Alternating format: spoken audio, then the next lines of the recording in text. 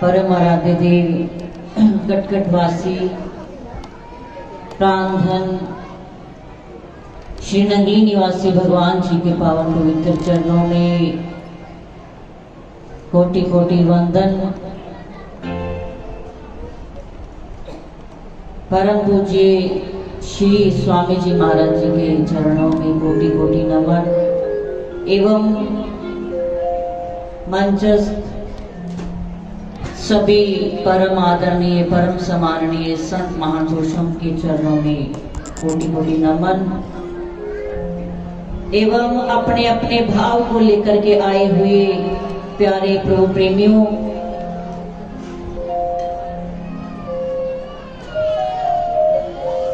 आज हम सब श्री स्वामी जी महाराज जी जिनके पावन स्मृति दिवस पर एकत्रित हुए हैं।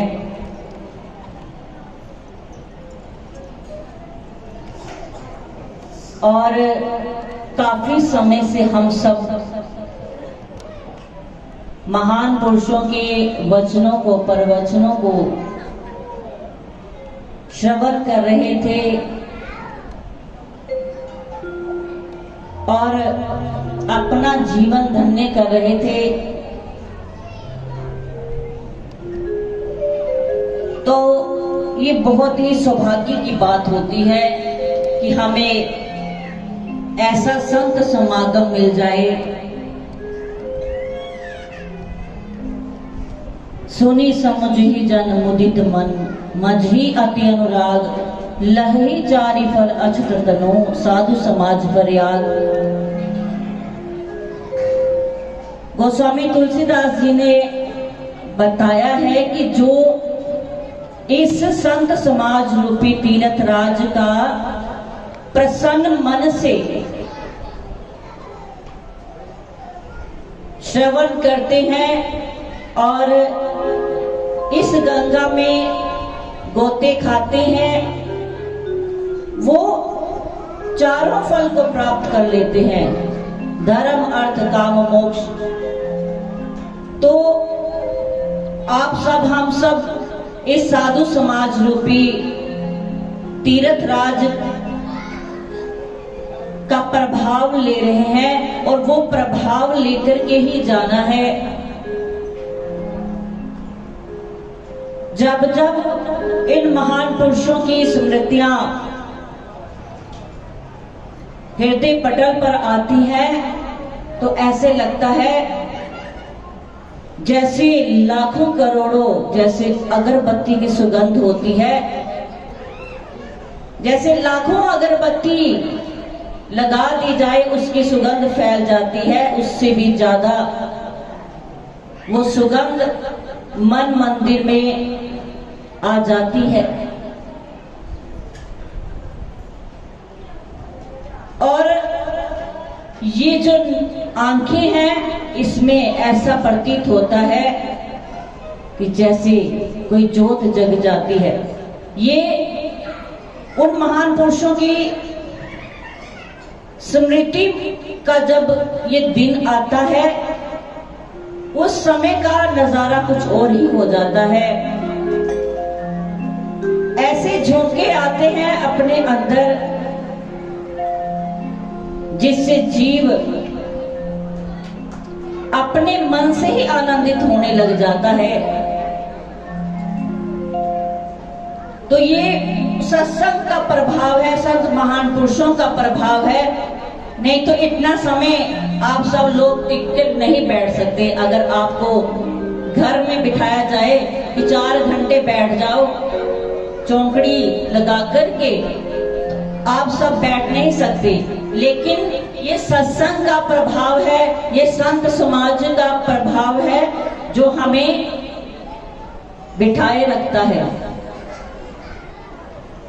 ये उन महान पुरुषों की ताकत है कि आप सब इतनी भीषण गर्मी में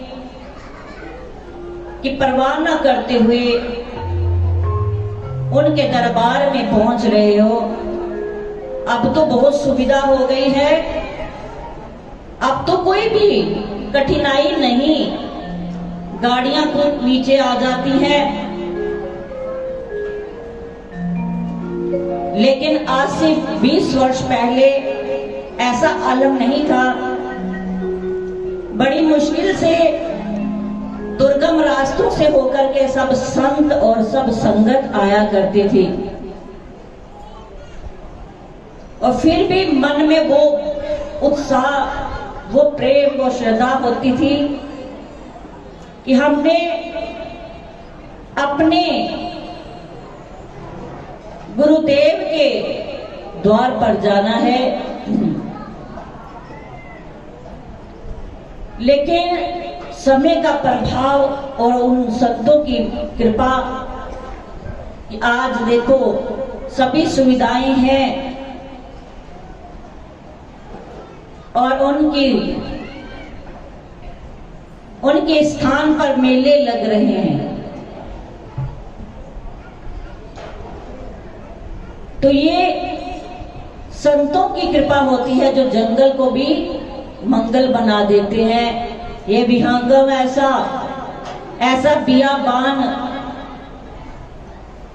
निर्जन वन था जहां डर भी लगता था, रात को कोई आता जाता नहीं था। लेकिन महान पुरुषों की ये स्थली, फिर भी जो उनके भगत थे वो नहीं डरते थे, उन्हें किसी चीज का भय नहीं, वो जयकारे लगाते यहां पर पहुंच जाया करते थे। अभी भी वो भावना, वो श्रद्धा सबके भीतर विराजमान है। क्यों? क्योंकि महान पुरुषों की जो तपस्या होती है वही काम करती है। जैसे हमारे पूज्य महात्मा जी ने बताया कि जो आम लोग कोई मर जाता है तो फटाफट उसका सारे कार्य करके फ्री हो जाते हैं, और फिर साल 2 साल कोई याद रखता है, या फिर 4 साल बाद कुछ वरी मना लेते हैं, उसके बाद कोई याद नहीं। लेकिन संत महान पुरुषों का ऐसा प्रभाव कि मुझे लगता है ये शायद 48वां निर्वाण दिवस होगा, और 48 वर्ष के बाद भी श्रद्धा में, भावना में कोई कमी नहीं आई, प्रेम में कमी नहीं आई, बल्कि वो बढ़ता ही जा रहा है। तो ये संत जो होते हैं वो जब निराकार हो जाते हैं, उनकी शक्ति और भी कार्य करने लग जाती है। और हम सब जैसे बड़े ही अल्प बुद्धि जीव हैं, हमें समझ नहीं है कि हम संतों की महिमा को कैसे गायन करें, कैसे सत्संग का प्रभाव अपने जीवन पर बनाए रखें। बात प्रभाव बनाने की है, क्योंकि सत्संग तो चलते ही हैं, टीवी लगा लो तो भी सत्संग चल रहा है, कोई शहर में कथा हो रही है, कोई कीर्तन हो रहा है, बहुत सारे सत्संग हो गए हैं, लेकिन प्रभाव कम हो गया है। क्योंकि जिस चीज की अधिकता होती है फिर वहां प्रभाव कम होने लग जाता है। अब सत्संग कीर्तन बहुत अधिक हो गया है और हमारा सुनने वालों के मन में वो प्रभाव कम होता जा रहा है। लेकिन प्रभाव को कम नहीं करना, क्योंकि ये जो सत्संग ही है जो हमारे मन को रावण से राम बना देते हैं। ये सत्संग का प्रभाव है। मन को बदलना है तो वो सत्संग ही बदल सकता है, सिमरन बदल सकता है, और कुछ नहीं बदल सकता।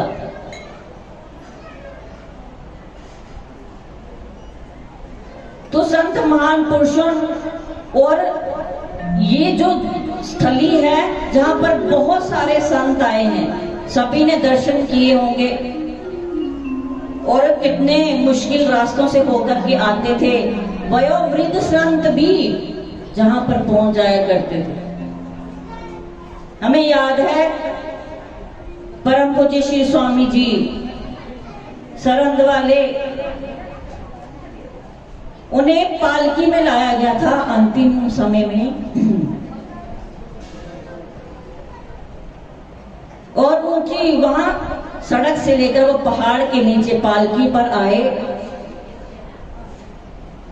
पर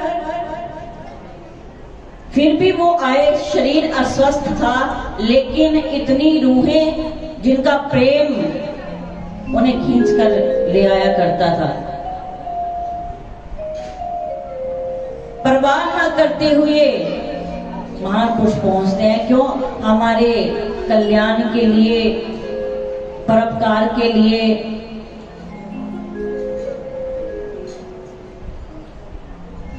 तो अगर संत महान पुरुष हमारे परोपकार के लिए इतने दूर दूर से आ जाते हैं, तो हमारा भी ये कर्तव्य है कि हम भी उनकी तरफ कदम बढ़ाएं, उनकी शिक्षाओं को, उनकी वचनों पर अमल करें। यही एक कदम हमारा होता है कि हम एक भी बात को अगर अपने जीवन में धारण कर लें तो हमारा कल्याण है। फिर सारी प्रकृति हमारा साथ देती है अगर हम अपने कदम को बढ़ाएं। एक युवक था सनंदन, जगत गुरु आदि शंकराचार्य गंगा के किनारे बैठे थे। प्रातः काल वो गंगा के किनारे टहल रहे थे, तो दूसरे किनारे पे एक युवक सनंदन देख रहा था कि ये संत महान पुरुष है, और दूर से प्रणाम कर दिया। और जब प्रणाम किया तो शंकराचार्य जी ने देखा और इशारा करके अपनी तरफ बुलाया उस बालक को, उस युवक को। लेकिन युवक दूसरे किनारे पे खड़ा था, वो इधर आ नहीं सकता था। क्यों? उसे तैरना नहीं आता था। और वो सोचने लगा कि ये संत महान पुरुष इतने प्रभावशाली हैं, इन्हें मैंने प्रणाम कर दिया है, इसलिए अब ये मेरे गुरु हैं, अब गुरु ने आज्ञा दी है आने की, तो मैं क्या करूं? मैं नदी, इस गंगा को कैसे पार कर सकूं? तो फिर मन में ख्याल आया कि बहुत बार जन्म लिया मरे, आज गुरु की आज्ञा में अगर मरना भी पड़े तो कोई बात नहीं। ये मन में विचार आया और आंखें बंद कर दी और एक पैर गंगा में रख दिया। तो क्या हुआ? वहां पर कमल का फूल प्रकट हो गया उसके पैर के नीचे। उसने अपने पैर को कमल पर रख दिया, तो कमल ने उस पैर का भार वहन कर लिया। और फिर जैसे ही उस युवक ने दूसरा पैर आगे बढ़ाया, वहां भी एक कमल का फूल प्रकट हो गया। और ऐसे करते करते वो कदम बढ़ाते गए और कमल का फूल प्रकट होने लगा। और ऐसे करते करते वो गंगा के किनारे आ गए और शंकराचार्य जी को दंडवत प्रणाम कर दी। और वो इतने प्रसन्न हुए, उसकी भक्ति को, उसके विश्वास को देख करके, उसके प्रेम को देख करके बहुत ही प्रभावित हुए। और फिर आने वाले समय में वो भी बहुत बड़े सन्यासी बन गया। वो युवक जो सनंदन था, बहुत बड़ा शंकराचार्य का बहुत ही महान शिष्य बने। और शंकराचार्य जी ने उनका नाम रखा पद्म पादाचार्य। और फिर पद्म पादाचार्य ने अपने गुरु के नाम को आगे बढ़ाया। तो कहने का अभिप्राय कि जब शिष्य एक कदम बढ़ाता है तो सारी प्रकृति उसका साथ देने के लिए खुद आ जाती है। सारी कायनात उस कार्य को पूरा करने में लग जाती है, अगर शिष्य का विश्वास पक्का हो तो। लेकिन हमारा वो आधा कदम भी आगे नहीं बढ़ पा रहा।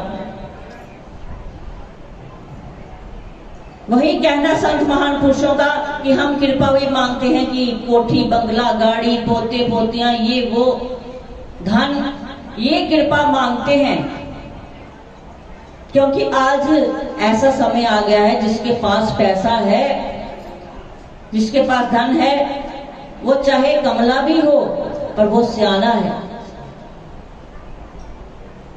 और जो बेचारा सियाना है, समझदार बुद्धिमान है, पढ़ा लिखा भी हो, चाहे भक्ति भी बहुत करता हो, लेकिन उसके पास धन नहीं, तो वो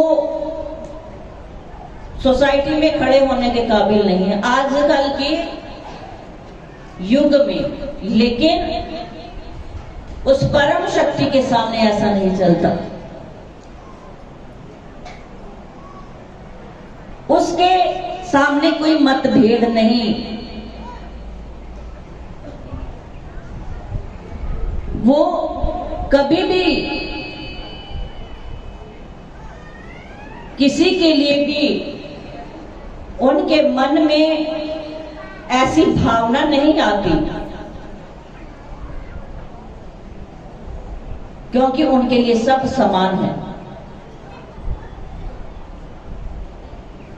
जैसे चुंबक होती है, वो ये नहीं करती कि एक दो टुकड़ों को लोहे को खींचती है, नहीं, चुंबक तो सारे लोहों को खींच लेती है, उसके लिए सब बराबर है। ऐसे ही जो संत होते हैं, महान पुरुष होते हैं, उनके अंदर भी वो चुंबकीय शक्ति होती है जो हम जैसे जीवों को खींचती है।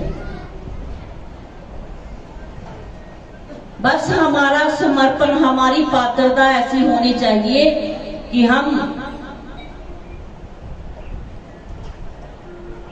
ऐसे पात्र बन जाएं कि वो तो हमारे सोर्स हैं, हम बस अपना पात्र सीधा रखें और बहुत कुछ प्राप्त कर लेते।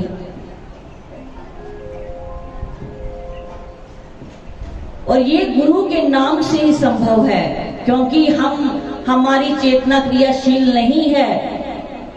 हम तो निष्क्रिय आदमी हैं, हम निष्क्रिय जीव हैं, तो हमारे अंदर वो ताकत कैसे आती है? जैसे कठपुतलियां होती हैं, वो बिल्कुल ही क्रियाहीन होती हैं, उनके अंदर जान प्राण नहीं होता, लेकिन वो कठपुतलियों को नचाने वाला उनके अंदर उन्हें क्रियाशील करता है।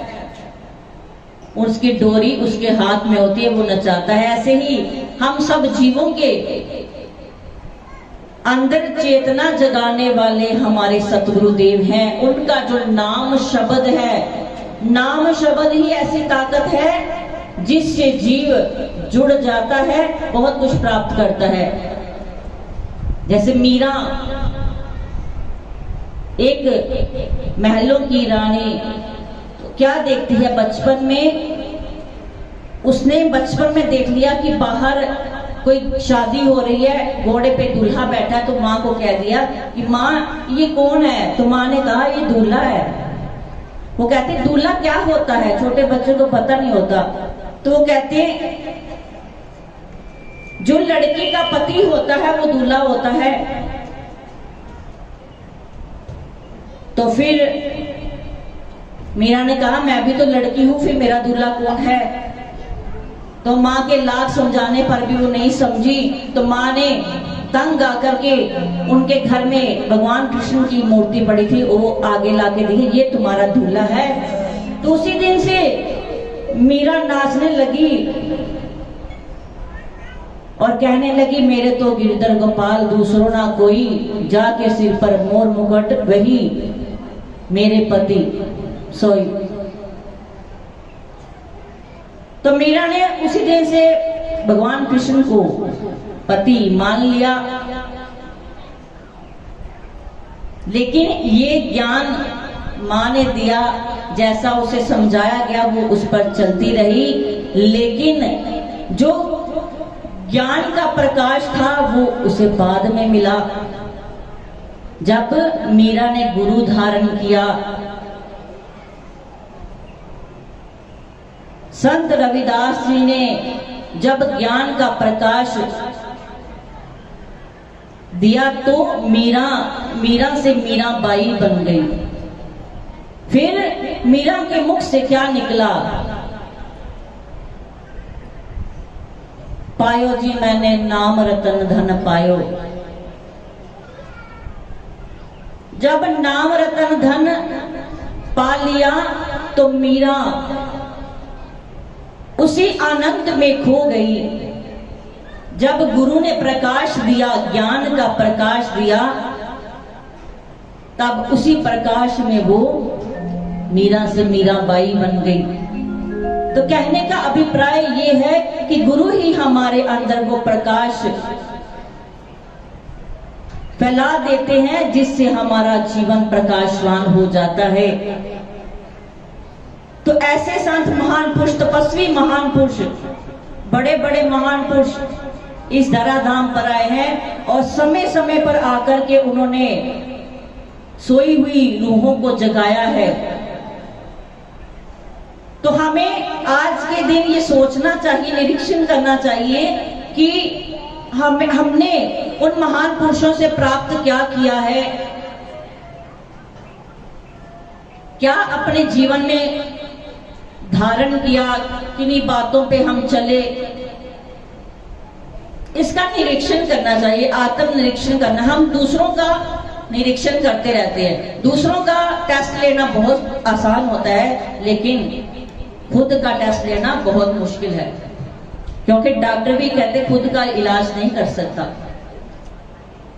खुद का टेस्ट लेना बहुत मुश्किल है, लेकिन महान पुरुषों के चरणों में आकर हमें खुद का टेस्ट लेना होगा कि हम कितने पानी में हैं। तो आज का ये दिन बड़ा महत्वपूर्ण है। हम सब भावनाओं को लेकर बड़ी दूर दूर से आए हैं, तो आज हमने भी अपना टेस्ट करना है कि हम कितने पानी में हैं और हमें क्या करना है। बड़े बड़े महान पुरुषों से हम सब ने नाम दीक्षा ली हुई है, हम कितना शब्द के साथ जुड़े हुए हैं, हम कितना भजन करते हैं, सेवा करते हैं, सिमरन करते हैं। कहते सेवा के बिना नम्रता नहीं आ सकती। जो गुरु घर में आकर के सेवा करता है उसके अंदर नम्रता आती है। बिना सेवा के कोई भी किसी के अंदर नम्र भाव नहीं आ सकता। तो सेवा, सिमरन, सत्संग ये बहुत जरूरी चीजें हैं। इनसे जीवन बदल जाता है, सोच बदल जाती है, जीवन संतुलन में आ जाता है, गाड़ी पटरी पे आ जाती है। तो जब भी हमें कोई अवसर मिले तो हमें सेवा भी करनी चाहिए, सिमरन तो करना भी है, बहुत जरूरी है, सेवा भी जरूरी है, और सत्संग मिले उसे छोड़ना नहीं चाहिए।